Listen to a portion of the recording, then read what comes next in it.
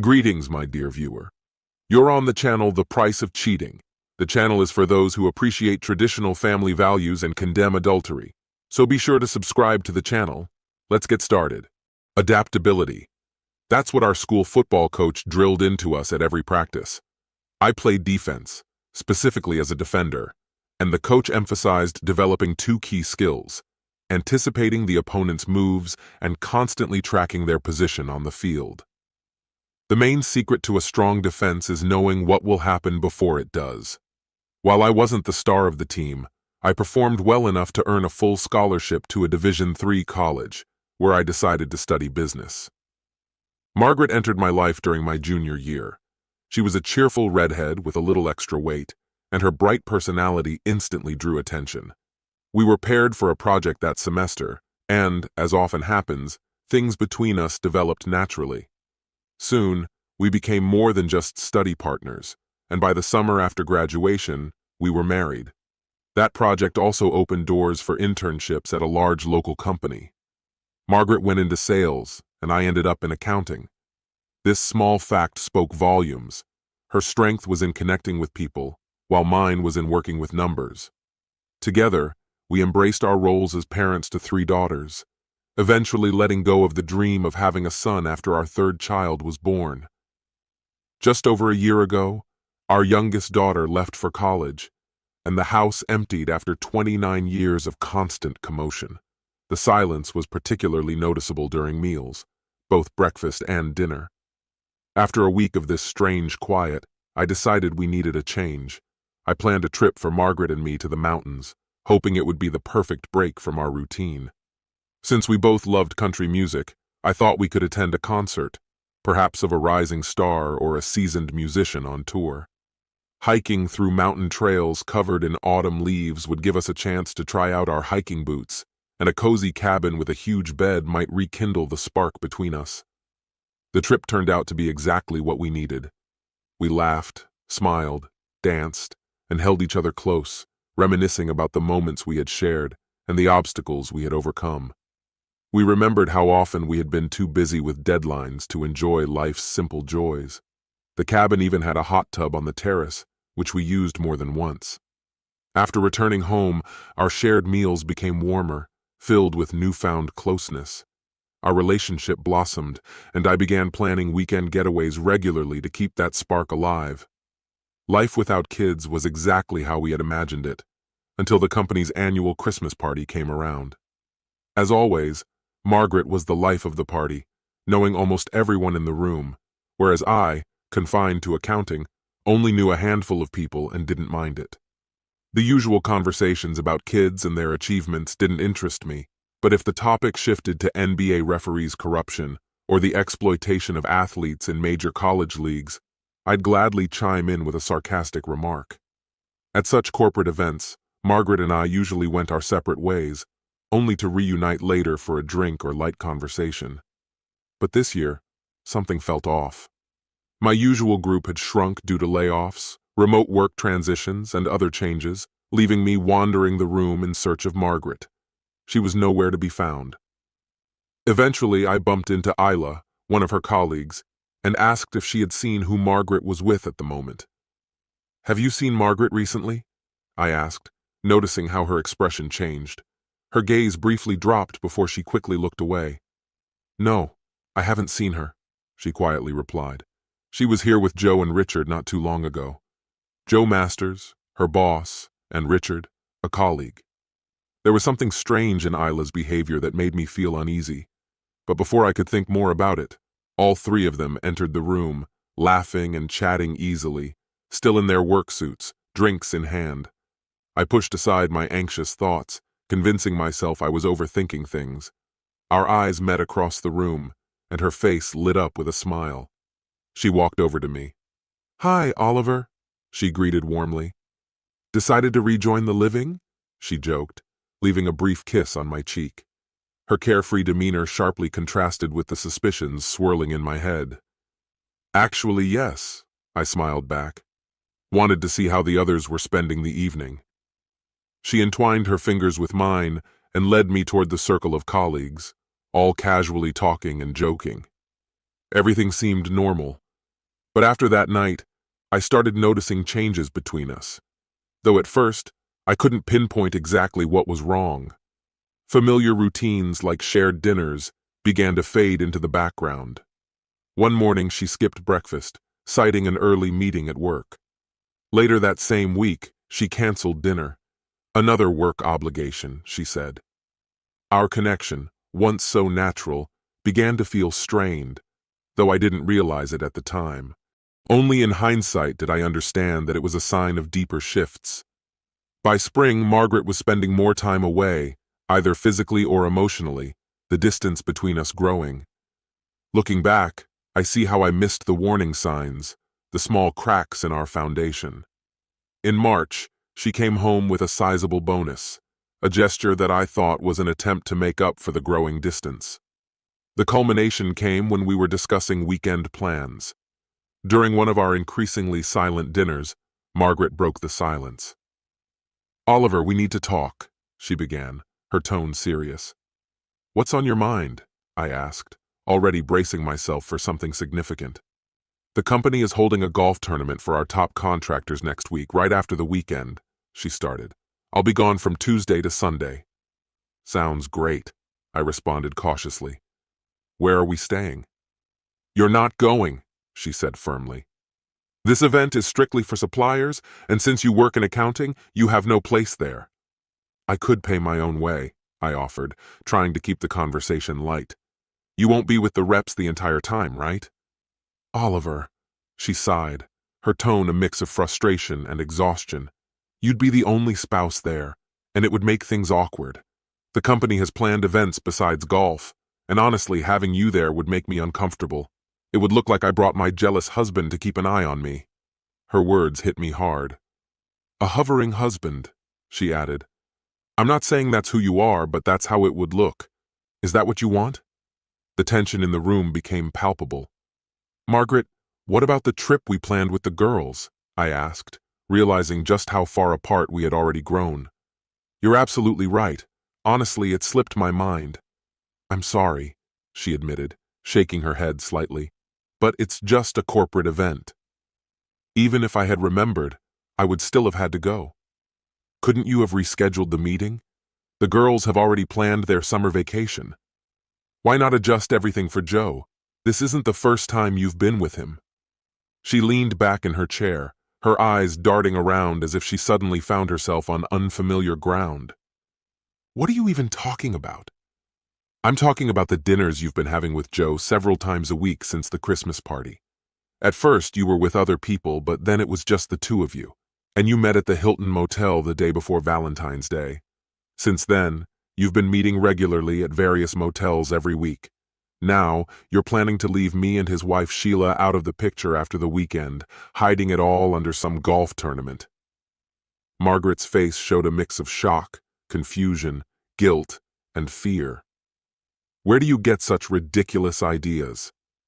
Forgotten? Or maybe you didn't know that Joe is a notorious womanizer. He's had several affairs with women from your department. You're just his latest target. He dumped Sophia Smith to be with you." "Big mistake," I said coldly. "Sophia never liked you. She's jealous of your success, and you don't hide it. Everyone knows you're the most attractive one in sales, but Joe dumped her right before Valentine's Day to be with you. She had to spend the holiday heartbroken and humiliated. In her rage over Joe's cruel actions, she found me during the corporate Valentine's dinner and told me everything. You were too wrapped up in your new affair to notice. She told me all the details, Joe's favorite places to meet you, the times when he could sneak away without raising suspicion from his wife. Oh, and she didn't forget to mention your little vacation plan. Sophia also works in the sales department and said that after the weekend, no meetings with company reps are scheduled."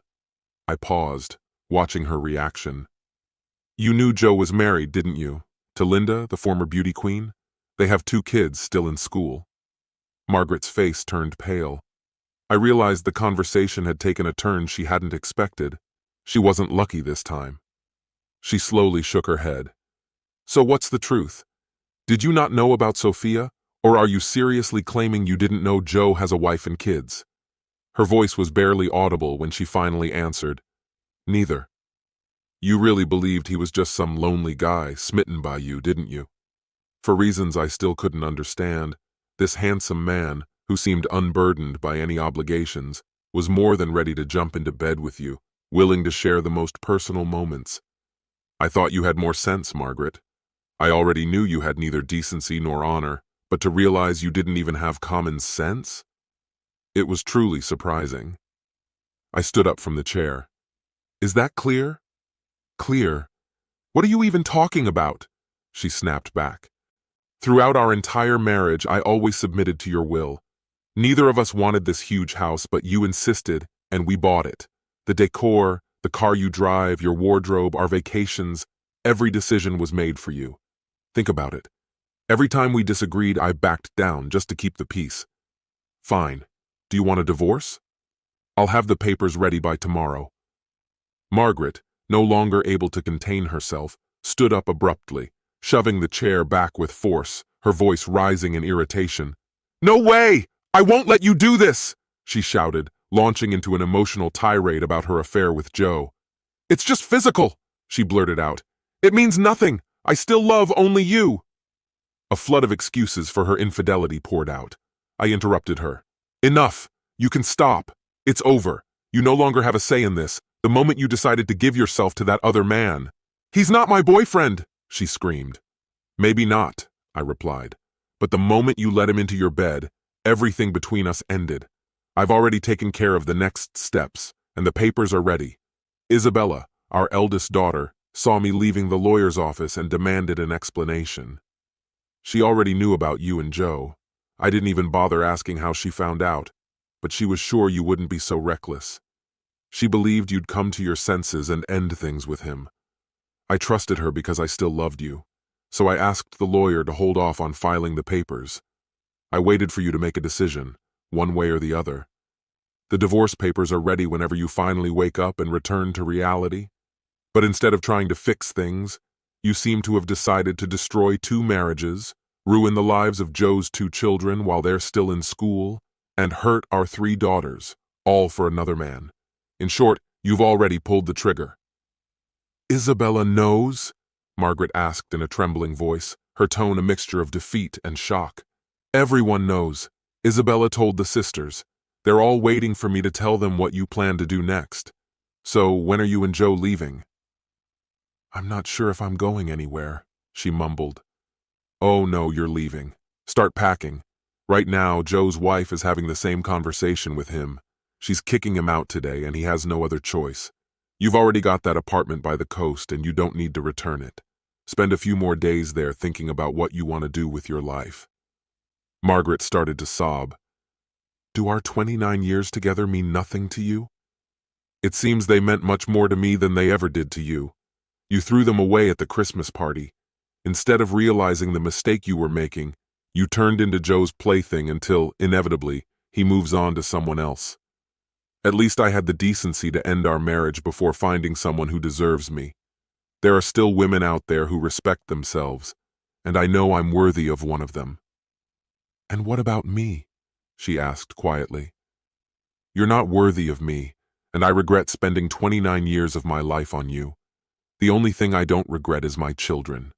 This concludes the story. If you like it, then put your powerful like and subscribe to the channel. Greetings, my dear viewer. You're on the channel The Price of Cheating. The channel is for those who appreciate traditional family values and condemn adultery. So be sure to subscribe to the channel. Let's get started.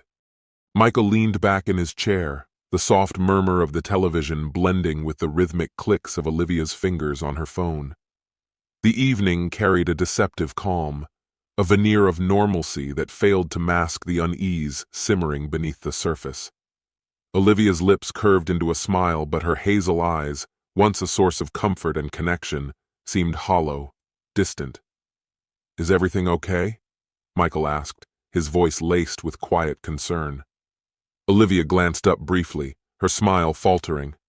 Just tired, she replied, the words casual yet somehow hollow. Michael's stomach tightened. For weeks there had been a growing unease, subtle but persistent. Olivia's late nights at work, the hurried whispers on phone calls that ended when he walked in, and the growing space between them had become impossible to ignore. He tried to convince himself it was all in his head. 7 years of marriage had its ebbs and flows after all. But tonight, the way she clutched her phone and typed with such fervor unsettled him deeply. "Are you sure?" he asked again, leaning forward slightly. Her smile reappeared, thin and unconvincing. "I'm sure. Why don't you head to bed? I'll be up soon." Reluctantly, Michael nodded and climbed the stairs. Lying in bed, his thoughts raced. He couldn't ignore the perfume she'd worn recently, a scent foreign to him, nor the abrupt silences during her phone conversations. He hated the creeping doubts, but they clawed at his mind, refusing to let him rest. The following night, Olivia's demeanor shifted. She approached Michael, her expression serious. "Michael, we need to talk." The words struck him like a thunderclap. He set down his phone, meeting her gaze. "What's going on?" Taking a deep breath, Olivia twisted her hands nervously. "I've been doing a lot of thinking about us," she began. "About us?" Michael repeated, his brow furrowing. "I thought we were okay." "We are," Olivia said softly, her tone cautious. "But I feel like something's missing, like we need to shake things up." Michael leaned back, confusion written across his face. "Shake things up? What does that mean?" Her eyes locked on his, steady but tentative. "I want to sleep with James." The air seemed to freeze. Michael stared at her, his brain scrambling to process the words. "What did you just say?" "I want to sleep with my boss," Olivia said again, her tone measured, deliberate. "And I want you to watch." Michael's world tilted on its axis. A cold, heavy silence filled the space between them. "You can't be serious," he whispered. "I am," she said firmly. "James and I have talked about it. We think it could be transformative for us. It's not about love. It's about exploring boundaries. You've always been more submissive, and he—" Michael shot to his feet, his voice trembling with anger. "Submissive? Are you hearing yourself, Olivia? You think watching you with someone else will fix our marriage?" Olivia stood too, her posture defiant. "I'm asking you to trust me. This could change everything for the better." His hands shook as he interrupted her. "Trust you? How long has this been going on? How long have you been planning this?" Her silence was deafening, an answer louder than words. A bitter laugh escaped Michael. "So, you're telling me you haven't done it yet, but you've been fantasizing, scheming? Do you even hear yourself?" "It's just been talk," Olivia said quickly, taking a step toward him. "Nothing's happened, I swear." Michael recoiled, his heart splintering. "Get out," he said, his voice raw with pain. "I need space. Michael, please, go," he roared. Tears filled Olivia's eyes, but she obeyed, retreating from the room and leaving him alone with the suffocating silence. Hours passed, but Michael's mind refused to quiet. Something about Olivia's words felt rehearsed, calculated. The idea that this was merely a fantasy seemed absurd. Determined to uncover the truth, he waited until her breathing evened out in sleep. Carefully, he reached for her phone on the bedside table. His hands trembled as he unlocked it, fully aware of the boundary he was crossing.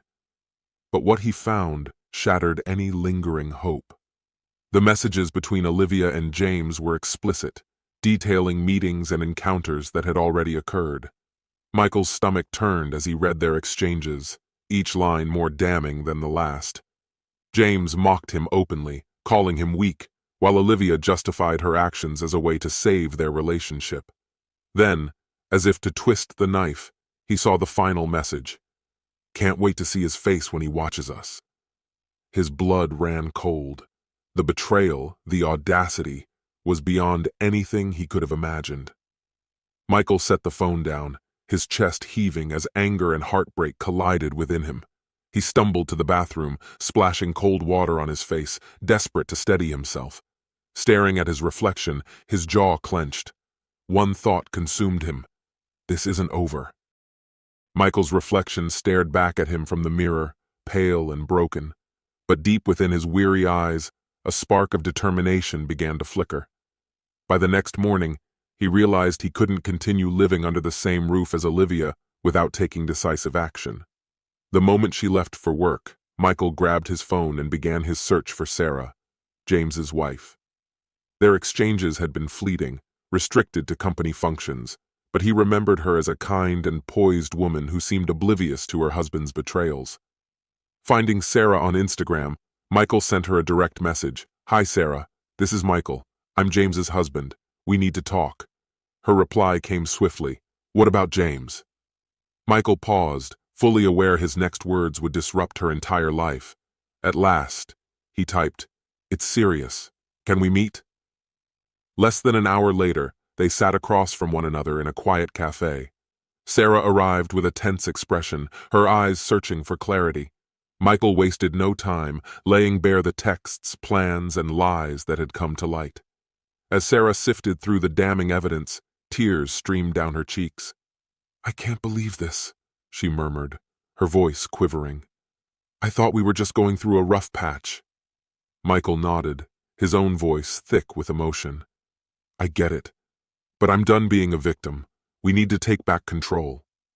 Sarah wiped away her tears, and a steely determination replaced her anguish. "Then let's make them pay," she declared. Over the following days, Michael and Sarah worked together to devise a strategy. Initially, their goal was simple, to expose Olivia and James for their infidelity. But as their conversations deepened, Sarah proposed a bolder course of action. "Why stop at exposure?" she suggested, her eyes alight with vengeance. "They wanted us to suffer. Let's make them feel the same." Michael hesitated, uncertain about her intensity. "What exactly are you suggesting?" he asked.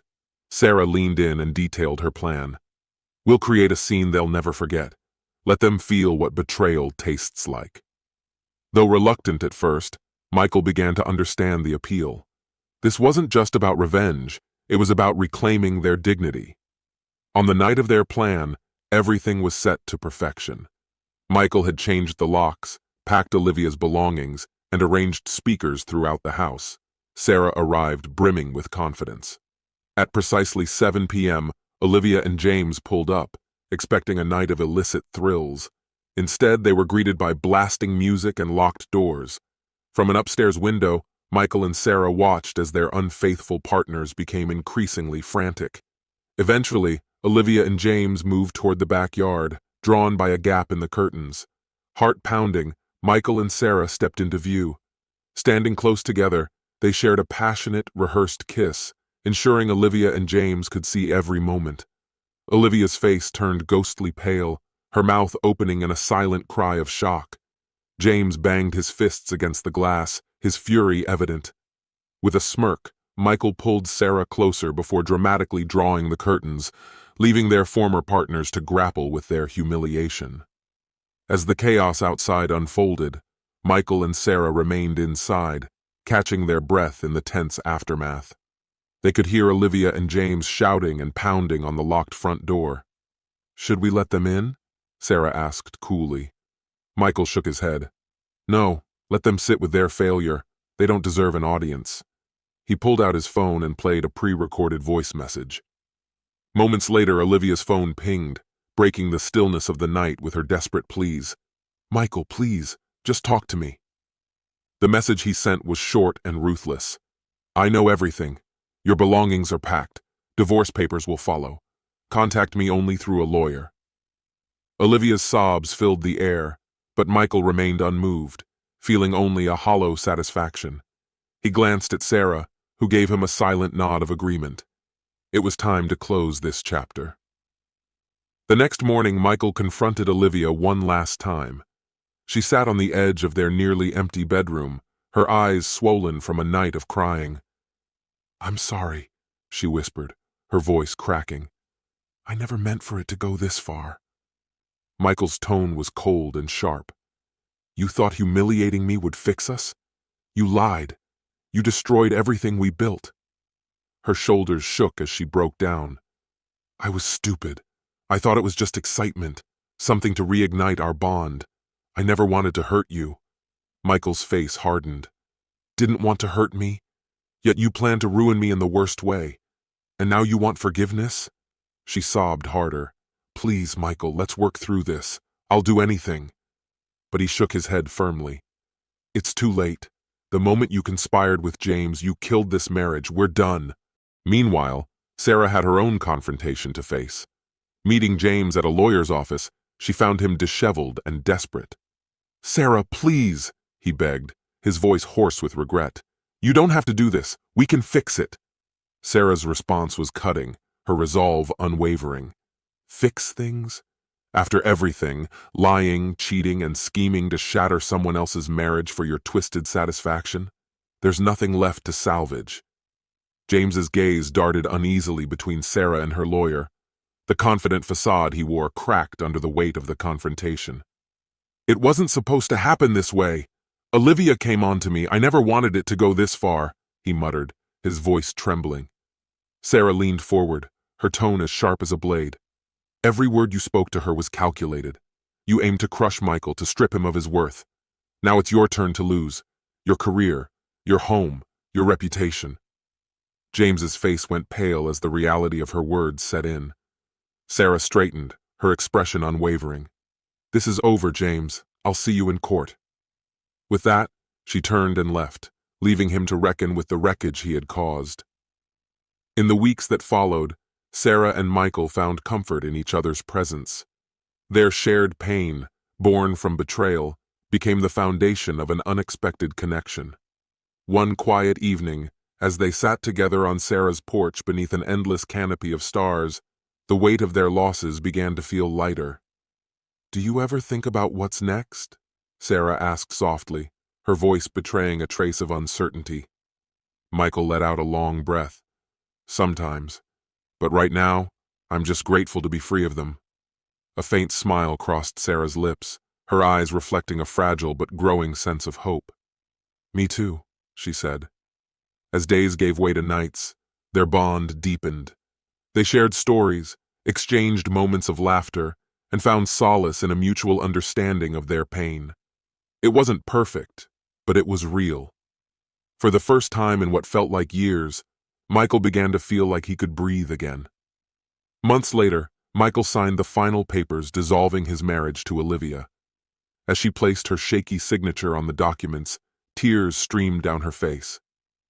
"I hope you find the happiness you deserve," Michael said, his voice steady but devoid of warmth. "I'm so sorry, Michael.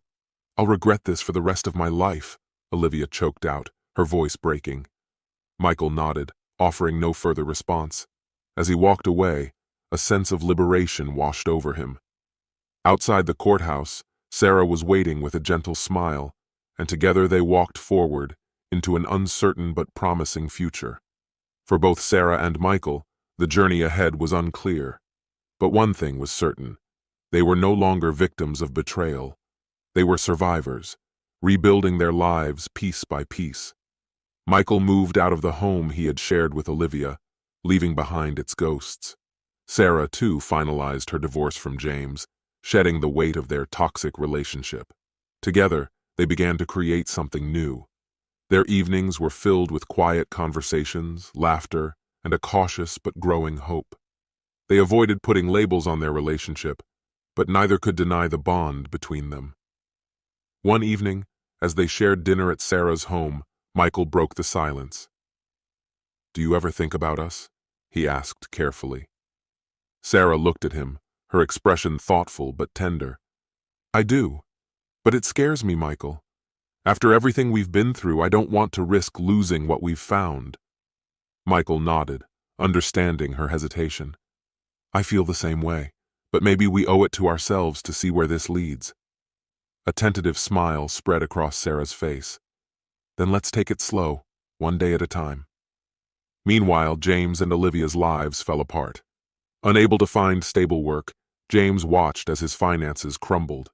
He sold his car, moved into a small apartment, and confronted the harsh consequences of his choices. Olivia's situation wasn't much better.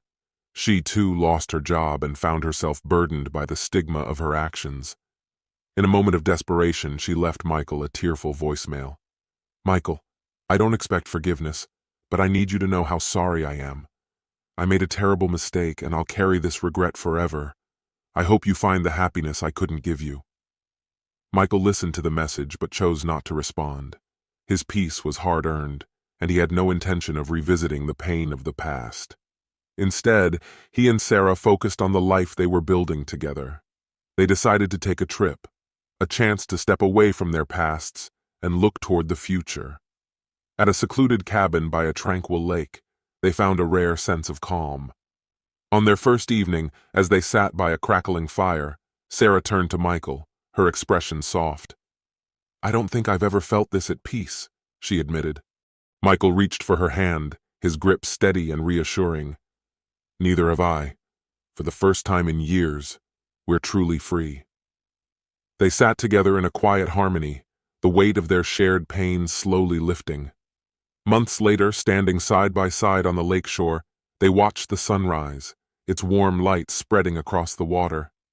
"We've come so far," Sarah said, her voice filled with quiet pride. Michael smiled faintly. "And I couldn't have done it without you." As the sun climbed higher, they knew the road ahead would still hold challenges, but they were ready to face them together. Their journey of healing had turned their pain into strength, and together they embraced the future with hope and resilience. In reclaiming their happiness, they had built something unbreakable. This concludes the story. If you like it, then put your powerful like and subscribe to the channel.